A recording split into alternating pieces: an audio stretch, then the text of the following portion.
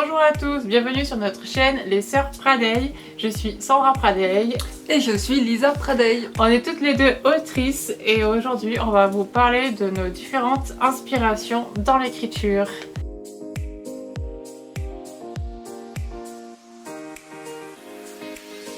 On va commencer par les inspirations les plus évidentes, à savoir les livres qu'on a lus et qui nous ont inspirés. Je te laisse commencer. Ah oui. Ouais, direct. Alors, les plus évidentes, je sais pas. C'est vrai que on me demande souvent, quand on me demande mes inspirations, on me dit souvent, la première chose qu'on me demande, c'est alors quel livre t'a inspiré ou quel auteur t'a inspiré. Alors que, bon, on va en parler tout au long de la vidéo, il n'y a vraiment pas que les livres qui inspirent. Et moi, mes lectures, c'est pas forcément les lectures qui ont un rapport avec mon univers qui vont m'inspirer.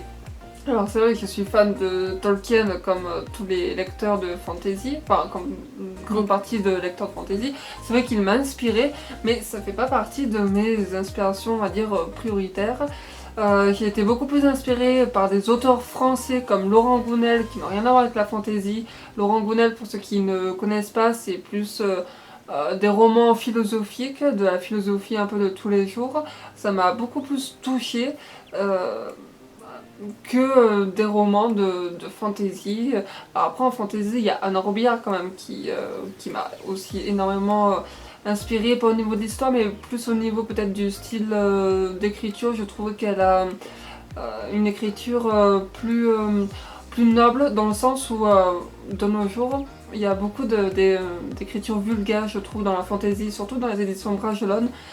C'est pas une critique, hein, c'est pas du tout une critique, c'est un style d'écriture. Il y a souvent des gros mots, des langages familiers, mais vraiment, il y en a qui en font vraiment beaucoup usage. Et chez Anne Robillard, j'avais apprécié ce côté un peu plus pur, un peu plus simple de l'écriture. Et du coup, voilà, elle m'avait quand même pas mal inspiré sur ce côté-là. Après, toi, t'avais moins aimé, je crois, Anne Robillard ou le tome 1 des Chevaliers d'Émeraude. Ouais, j'avoue.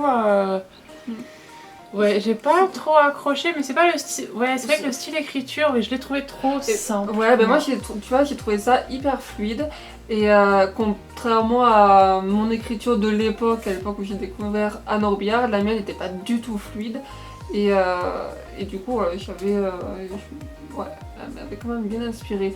Un autre auteur qui a rien à voir du tout, c'est un auteur français qui s'appelle David Fonkinos.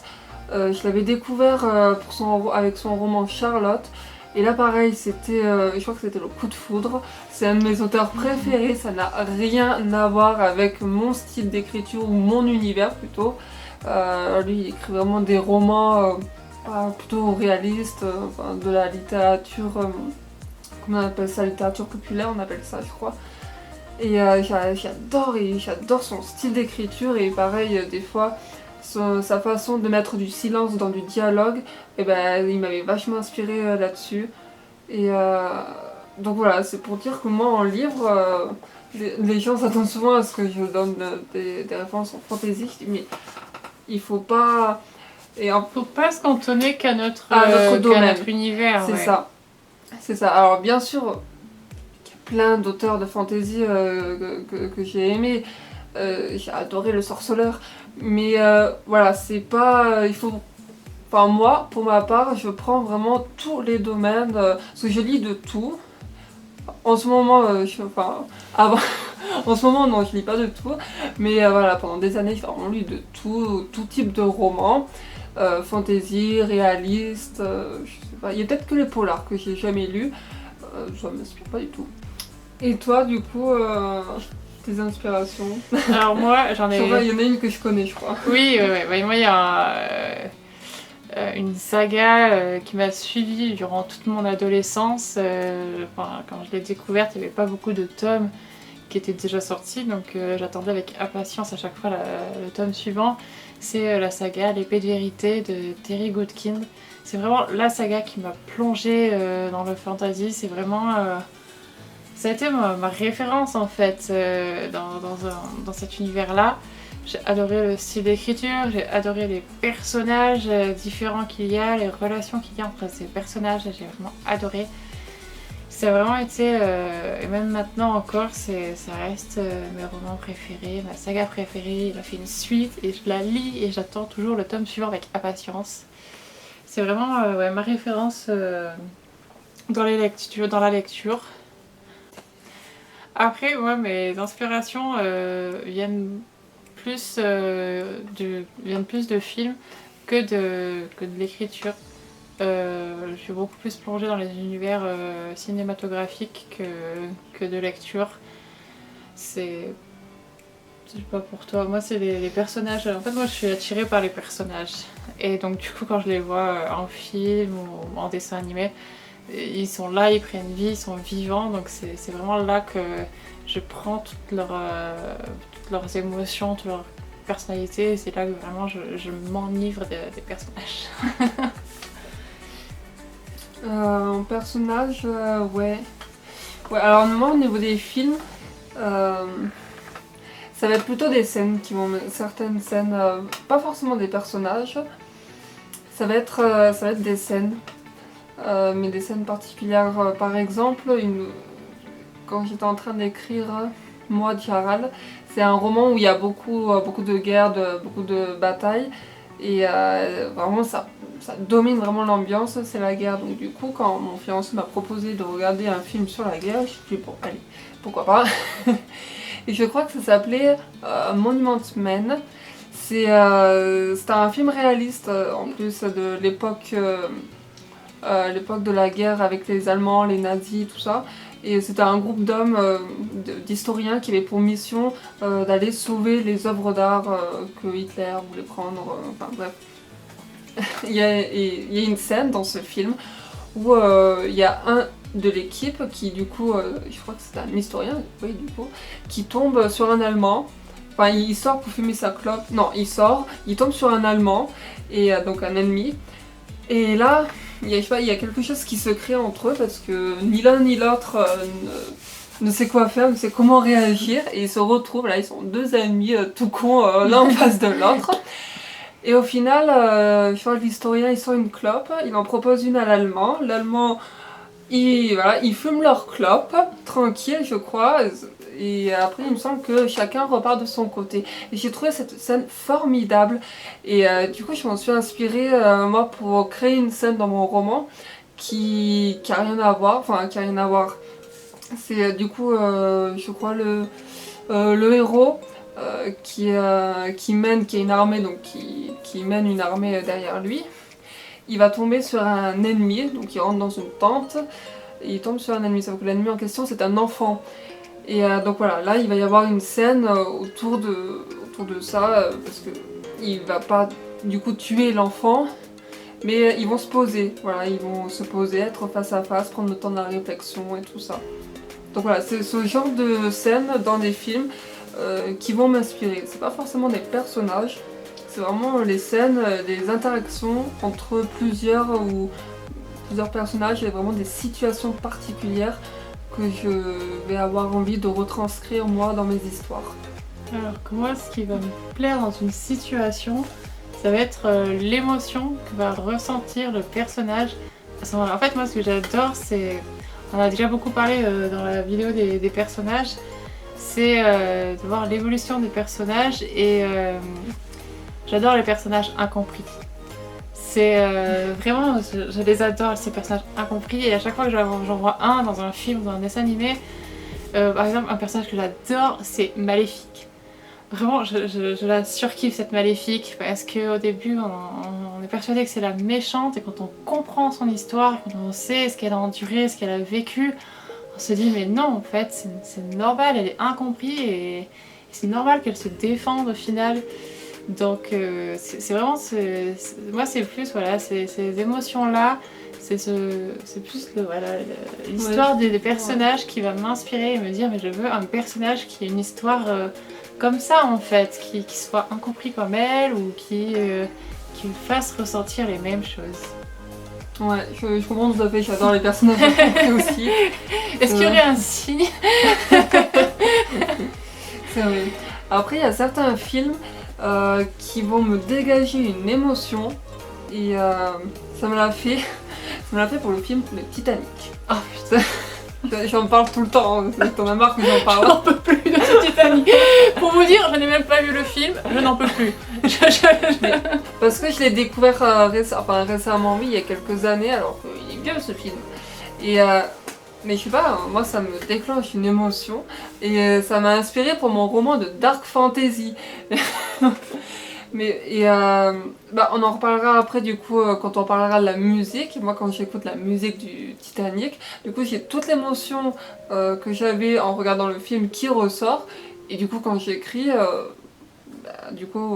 c'est pas les mêmes scènes forcément, c'est pas le même contexte, mais je sais pas, ça m'inspire. Voilà, ça m'inspire et j'ai plein d'idées qui arrivent. C'est fou, hein. Ouais. Mais d'ailleurs, puisqu'on est sur la musique, toi, oui, tu adores écrire avec la musique, Ah ça oui. t'inspire à fond sur le moment qu'on écoutait. Enfin, Ouais. Pour moi, c'est indispensable. C'est quand je vais écouter de la musique, je crois que c'est ça qui me donne l'idée de toutes mes scènes pratiquement, parce que j'ai mon résumé, ok, mais toutes ces scènes supplémentaires, je crois que je ne l'ai pas encore dit, mais quand je fais mes résumés, généralement j'ai à peu près 20 chapitres, et au final, à la fin du roman, j'en ai 30. J'ai tout le temps une dizaine de chapitres qui se rajoutent. C'est parce que quand j'écoute de la musique, j'ai plein d'idées qui arrivent, et je me dis, waouh, mais en fait, ils vont faire ça, il va faire ça, il va se passer ça entre eux, et puis c'est comme ça, c'est vraiment la musique limite qui me guide dans mon écriture. C'est vraiment impressionnant. Et c'est généralement des musiques, faut pas qu'il y ait trop des paroles, enfin, s'il y a des paroles pas en français, mais voilà, c'est souvent des musiques de films, comme par exemple la musique du Titanic, que je l'ai écoutée en boucle pendant une scène de torture. Mais ça m'a inspirée, je pouvais pas l'écouter pendant une scène de mariage, c'est non, pas possible. en même temps, c'est pas de bon augure. Ouais, voilà. Mais ouais, souvent des musiques de films ou des musiques épiques comme on trouve sur YouTube, tu sais, les musiques qui durent 3 heures. Oui, ouais, je vois, ouais. Voilà. Et après, il y a quand même certains groupes, mes premiers romans, je les ai écrits en écoutant Nightwish. Ma première trilogie, je me souviens, mon meilleur ami m'avait offert le dernier album de Nightwish, et ben je l'ai écouté en boucle. J'ai écouté Nightwish dans toute l'écriture d'un roman. Après ça a évolué. Les derniers romans, j'ai beaucoup écouté de Wardruna, énormément. Par contre maintenant, quand j'écoute du Wardruna en écrivant, j'arrive plus à me concentrer, je suis trop prise par la chanson, je pense trop à autre chose. Et j'arrive plus à me concentrer sur mes histoires, voilà, ça me déconcentre. Voilà, je suis trop prise, je peux pas faire... il faut que j'écoute la musique, voilà. Parce qu'une musique, finalement, il faut quand même qu'on arrive à l'oublier en écrivant. C'est ça, faut que ça reste un fond. C'est ce qui me pose problème à moi. Je n'arrive pas à écrire avec de la musique. En fait, je n'arrive pas à écrire avec du bruit. Il me faut le silence complet. Alors, la musique, ça va m'inspirer quand je vais l'écouter, mais je peux pas écrire en même temps. C'est-à-dire que je vais écouter une musique, elle va me dégager plein d'émotions, elle va me dégager des idées. Je vais les écrire en notes, mais je ne pourrais pas écrire mon roman en même temps que j'écoute de la musique. En fait, au début, j'ai essayé parce que j'avais l'expérience de ma sœur qui écrit des romans sur des musiques épiques. Alors, au début, j'ai dit je vais mettre des musiques épiques aussi. Et je n'arrive pas j'ai l'impression que je n'arrive pas à réfléchir quand j'ai la musique sur moi comme ça. Et la seule musique que je peux arriver à... Enfin, on va dire que je tolère quand j'écris, c'est les musiques de piano. Ou les musiques classiques, peut-être du violon, ça pourrait marcher. Mais il faut vraiment que ce soit discret, faut pas que ça soit genre à fond dans les oreilles parce que j'ai l'impression que ça me prend le cerveau et que je n'arrive plus à me concentrer sur les mots que j'écris, sur les phrases que je fais. Donc voilà, on est toutes les deux inspirées par la musique mais de manière différente. Moi ça me permet vraiment de me mettre dans ma bulle. Des fois j'ai besoin de silence, hein. Des fois c'est vrai qu'au bout de 4 heures d'écriture j'en peux plus. Tu m'étonnes. Et je fais une pause et quand je reprends l'écriture j'ai plus de musique. Mais ouais, et alors après il y a des musiques qui m'inspirent hors écriture. Ouais. Je veux dire, je suis pas en train d'écrire, j'entends une musique et là je deviens omnibulée par la musique. Mais tu sais, une petite anecdote, je crois que je l'ai encore dit à personne. On parlait dans une précédente vidéo. Scoop. C'est pas très... Faut pas s'entendre non plus à... Bon. On parlait dans une précédente vidéo des intrigues sur une longue saga, que sur une longue saga, il y a toutes les petites intrigues dans chaque roman, plus la méga intrigue que généralement on découvre à la fin, vers la fin de la saga. Et ben moi, ma méga intrigue, que du coup tu ne connais pas encore, que mes lecteurs ne connaissent pas encore, mais l'intrigue de ma vie, en gros, c'est ça, on peut ça, parce qu'une saga ça prend toute une vie pratiquement. Et ben je l'ai trouvée en écoutant les lacs du Connemara.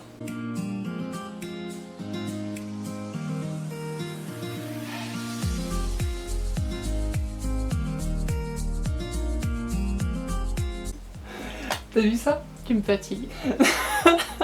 C'est fou. Et maintenant, à chaque fois que j'écoute cette chanson, eh ben, j'ai mon intrigue qui arrive. Donc c'est un indice pour essayer de trouver son intrigue. Non, il n'y a rien à voir avec la chanson, rien. Je sais pas, cette chanson, et ben, quand je l'ai... Pourtant, je la connaissais déjà. Oui. Mais quand je l'ai écoutée, je sais pas, un jour, Et du coup, hors écriture, je pense qu'on est pareil. C'est plutôt les chansons en français, qui ont des paroles qu'on peut comprendre, plus la musique qui font que ça nous inspire du coup d'autres histoires que celles de la chanson. Ouais. Donc ensuite, il n'y a pas que les médias qui peuvent nous inspirer. Il y a aussi, par exemple, tout ce qui nous entoure dans la vraie vie, comme par exemple le contexte social. Par exemple, là, on est en peut-être fin de crise sanitaire. Il y en a beaucoup qui ont écrit sur le confinement qu'on a vécu pendant le coronavirus. Et ça peut être des idées pour un roman, même fantastique, trouver un problème magique qui se répand et du coup les gens ne peuvent pas sortir de chez eux. Ça peut être une inspiration et je pense qu'on est inspiré par le contexte social, même inconsciemment, sans s'en rendre compte, l'air de rien. Ça nous influence dans notre mode de pensée et donc du coup dans notre écriture. Tu sais, moi je pense que j'ai été inspirée pour écrire la main de Jaral, j'allais dire. Moi, Jaral. Parce qu'il y a beaucoup de... Bon, en fantasy, souvent il y a des batailles. Mais je me suis... on l'avait remarqué dans dans une précédente vidéo que j'étais beaucoup influencée par la politique et que je mettais beaucoup d'enjeux politiques dans mes derniers romans. Et c'est peut-être aussi parce que en France aussi la politique commence à avoir une grande place. Enfin, dans le sens où il y a beaucoup de choses qui bougent, beaucoup de choses qui tournent pas rond. Et aussi parce que tu étais plus jeune au début, donc tu en prenais moins conscience. Ouais. Et que t'en prends de plus en plus conscience, et du coup ça t'influence de plus en plus malgré toi. C'est ça. Oui, aussi. Mais c'est vrai que quand même ces dernières années, entre les attentats, entre les gilets jaunes, quand même, qui ont pris une place... les gilets jaunes, qu'on soit pour eux ou contre eux, c'est quand même une grande partie du peuple qui se révolte. Et qui en parle. Voilà, et ça fait énormément de bruit. Et je pense que ça serait même compliqué de ne pas être influencé par ça au moment de l'écriture. Et il y a beaucoup d'écrivains... comme Tolkien ou même d'autres écrivains qui ont été influencés par les guerres mondiales. Et je pense qu'il y a beaucoup d'œuvres littéraires qui ne seraient absolument pas, peut-être même pas nées sans ces guerres-là. Alors, moi je dis pas que c'est une bonne chose. Non, ils auraient écrit autre chose. Voilà, mais voilà, c'est pour dire que je pense qu'inconsciemment c'est obligé qu'on soit influencé par le contexte social dans lequel on vit. Après, il y a le contexte social, mais il y a aussi des choses beaucoup plus proches, comme notre famille, nos amis, les gens qui nous entourent, les gens qu'on croise, qui peuvent nous influencer soit inconsciemment, soit consciemment. On va leur donner un rôle de personnage sans que ce soit lui vraiment, mais inspiré de cette personne. N'est-ce pas ? Oui. Moi, c'est jamais inconsciemment, hein, c'est toujours conscient Oui. quand je C'est vrai, je le fais beaucoup moins maintenant, mais dans mes premiers romans, c'est très souvent que je prenais une personne que je connaissais et j'en fais un personnage. Mon fiancé, par exemple, a un personnage bien à lui dans mes romans. Donc, personnage secondaire et parfois presque qui fait partie comme de la clique principale. Mais pas que. Genre, j'ai un arbre. euh, Lui, ça m'a marqué, lui. Ouais, bah du coup le frère de mon fiancé, mon beau-frère, du coup j'en ai fait un arbre. C'est un personnage à part entière et j'adore ce personnage. C'est un arbre qui parle hein, du coup et qui a des feuilles et une crête bleue. Enfin, un arbre à crête bleue. Mais en vrai, Du coup. quand on connaît le personnage, enfin, quand on connaît ton beau-frère et. Mm. Quoi qu'il y a aussi le mien, du coup, par alliance. Enfin, quand, quand on connaît le frère de ton fiancé et qu'on connaît l'arbre dans l'histoire, c'est trop évident que c'est la même personne. Franchement, ça se voit. Enfin, quand on connaît les deux, on se dit, bah ouais, ça se tient. Mm. Après, ça peut arriver que des fois je suis en train d'écrire un truc, enfin une scène, et puis paf, il me faut un personnage là vite fait tout de suite, j'avais pas prévu, il me faut un nouveau personnage qui débarque. Et ben je vais prendre une personne que je connais, et je fais bah tiens toi. Et puis voilà. Après au niveau du nom, je bidouille, hein, je mets jamais les vrais noms forcément. Euh, donc voilà, ouais, je rajoute 2-3 lettres, voilà, Ouais. je mets prénom à l'envers. Et voilà, je bidouille un peu sur le nom. Et puis généralement je le dis à la personne, comme je lui dis au fait t'es dans mon roman. Mais voilà, c'est vrai que les personnes que je connais, alors généralement ça devient, à part pour mon fiancé qui du coup est devenu un des personnages principaux, ça va être que des personnages secondaires, voire des figurants. J'ai du mal vraiment à m'attacher vraiment à un personnage si c'est une personne que je connais. Toi, je t'ai jamais émis encore. Excuse-moi de pas être assez bien. Je te rassure, Voilà. t'es pas dans mon roman, non. Ça. Pour l'instant. Ah oui, alors des fois, il y a des personnes que je n'aime pas, genre mon autre beau-frère. Et ben je les mets dans mes romans juste pour les faire mourir. Je les mets pour les tuer. C'est une psychopathe. Genre, le deuxième frère de mon fiancé, il est au courant, je lui ai dit. Au courant qu'elle a envie de... Et ben je l'ai fait son personnage, c'était un général. Ouais, oui, c'est un personnage secondaire. Et ben je l'ai tué, il est devenu tout flasque, tout moche, tout beurre, il est vraiment mort d'une façon trop dégueulasse. Et ben j'étais fière de moi. Quand on dit que écrire c'est une thérapie, ça peut vous éviter de devenir une vraie psychopathe. Tu me fatigues. Mais non, mais... Oui. D'ailleurs, on dit souvent qu'il faut pas embêter un écrivain parce qu'il peut très bien vous tuer dans son roman. Oui. Tu verras. Mais nous, au Tu verras, moins, on ça est va t'arriver. écrivaines toutes les deux, donc Oui. si on a une qui tue l'autre, ben l'autre peut se venger. Ah ouais, tu m'as fait ça. Bien sûr, il faut que tout cela reste crédible dans l'histoire. hein. Oui, il faut que ça se tienne. Bien sûr, bien sûr. Bien sûr. N'écrivez pas une histoire juste pour tuer un personnage que vous pouvez pas saquer. Quoique ça peut être une thérapie. Enfin, ouais, à part ça. Pour en revenir, on va en passer à, donc, à des inspirations. On va passer à des inspirations plus sympas. Moi, j'ai été inspirée. Il y a une scène qui sort directement d'un rêve. Mais vraiment, je l'ai rêvé et bon, j'ai changé le personnage en fait parce que dans mon rêve c'était Joker de Batman, je sais pas pourquoi, qui était là. Donc du coup c'est pas Joker de Batman, hein. Mais ce qui s'est passé, je l'ai littéralement retranscrit parce que j'ai trouvé la scène vraiment... En fait, je me suis réveillée avec plein d'émotions en disant mais c'est trop génial. Donc je l'ai vite écrit. Et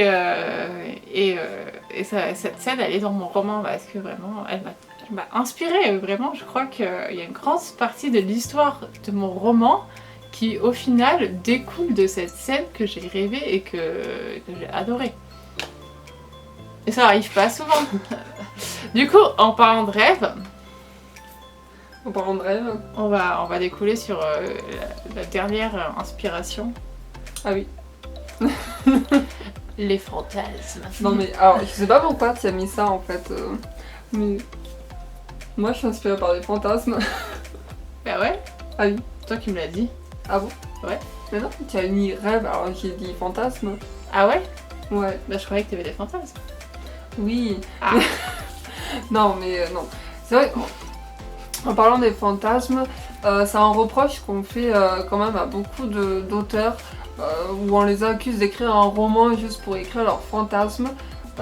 Oui et non. En fait, il faut franchement, surtout en fantasy, hein, j'ai remarqué que Oui. c'est un reproche qu'on fait beaucoup. Parce que dès qu'il y a des scènes soit sexuelles, soit violentes, soit les deux, je sais que le lecteur va souvent reprocher à l'écrivain d'avoir écrit le roman juste pour faire la scène fantasme. Non, enfin, je pense pas. Non, bah, c'est beaucoup de travail pour pas grand chose. Hein. Oui, À la limite, écrivez que la scène qui vous. Enfin, si c'est ça Ouais. qui vous motive, écrivez juste la scène qui vous intéresse et gardez-la pour vous. ouais. Et pour avoir lu en plus quand même pas mal de romans où il y a ce genre de scène, puis bah non, si la scène en elle-même apporte un complément et surtout un enjeu à l'histoire, Bah je pense oui. que c'est même très intéressant.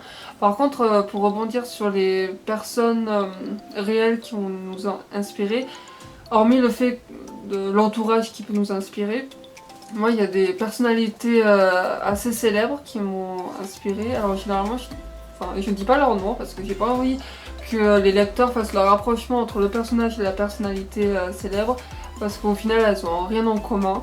Mais je sais qu'il y a... Voilà, enfin, je sais, oui je le sais. Mais c'est bien, t'es au courant de ce que t'écris. Mais voilà, il y a certaines... il y a surtout une personnalité en particulier. Quand j'ai vu... Ça a été compliqué parce que j'ai vu sa photo, je la connaissais pas du tout, je l'ai vue sur YouTube, sur YouTube. Et quand je l'ai vue, j'ai bugué, mon cerveau a bugué parce qu'il y avait de la musique en même temps aussi. Et j'ai vraiment bugué sur l'image, sur la personne physique en elle-même. Et là j'ai créé, tout est arrivé, le personnage, l'histoire, comment il était, pourquoi. Et ça m'a inspiré, au final ça m'a inspiré tout ce que j'écris en ce moment, je crois. Ouais. Du coup, je crois que la saga ne serait complètement différente sans ces personnages-là. C'est bien, tu sais de qui je parle. Oui, mais- Et après, donc j'ai découvert qui c'était. Bon, c'est un chanteur, c'est un musicien, voilà. Mais voilà, j'ai découvert vraiment qui c'était. Et il m'inspire encore aujourd'hui de façon un peu plus différente. Mais pour dire voilà, qu'il y a quand même des personnalités plus importantes qui inspirent. Et au final, quand même, le personnage qui en découle, ça n'a rien à voir avec l'homme en lui-même. C'est vraiment un personnage après qui a sa propre personnalité et qui a vraiment aucun rapport. Mais qui part quand même d'une personnalité qui existe à la base. C'est vrai que moi aussi j'ai un personnage grandement influencé bien d'un autre personnage, en plus cinématographique celui-là. Donc pareil, je ne peux pas vous dire qui c'est parce que voilà, le but c'est pas de faire le rapprochement entre les deux. Ça. Mais j'avoue que ouais, ce personnage-là m'inspire autant par l'histoire du personnage que par sa personnalité. Mais c'est vraiment le personnage cinématographique. L'acteur qui joue ce personnage-là, par contre, il m'inspire pas du tout. Bah, lui, par contre, non. Ah ouais, non, l'acteur, sans le personnage, je l'ai vu en interview, ça n'avait rien à voir du coup, hein, c'est pas la même personnalité, et là j'étais là genre, ah ouais, non. Non, non. Donc c'est vraiment le personnage et ce qu'il dégage dans les films qui m'inspire. Mais c'est vraiment, ça reste une inspiration. C'est ça. Et le but de l'écrivain, c'est quand même de créer des personnages, mais tout personnage a un point de départ et des fois le point de départ ça peut être une personne réelle, même très souvent. Même pour Aenor qui est un de mes personnages principaux, qui est l'ange gardien de mon héroïne, je l'ai créé, j'étais vraiment toute petite quand je l'ai créé, oui je sortais à peine du primaire et c'est une personne qui existait, parce que c'est une personne qui est décédée du coup et qui est assez connue.